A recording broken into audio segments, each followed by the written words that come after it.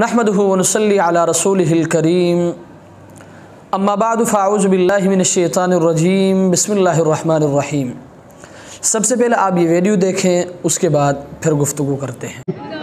محترم قائد مولانا عبد الرحمن سے، مولانا مریم نواز سے۔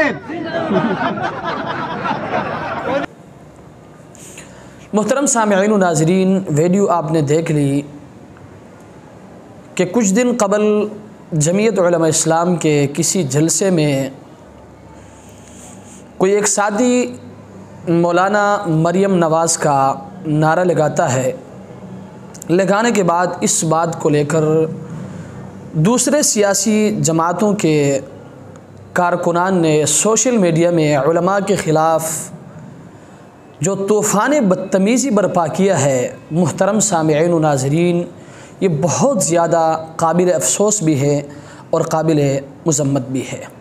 میں اس چیز سے بالکل انکار نہیں کرتا کہ آپ کا کسی کے ساتھ، چاہے وہ عالم ہی کیوں نہ ہو، سیاسی اختلاف نہیں ہو سکتا۔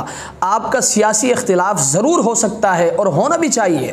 آپ کسی بھی عالم کے ساتھ اگر سیاسی اختلاف رکھتے ہیں، ایک مرتبہ نہیں، آپ 1000 مرتبہ اختلاف رکھیں، لیکن محترم سامعین و ناظرین، ان اختلافات کی آڑ میں آپ سوشل میڈیا میں آ کر علماء کی نجی زندگی پر آپ گفتگو کرتے ہیں، آپ ان کی ذات کو ہٹ کرتے ہیں، آپ دیندار طبقے کی ذات کو ہٹ کرتے ہیں، تو محترم سامعین و ناظرین، یہ بات بالکل بھی قابل برداشت نہیں ہے۔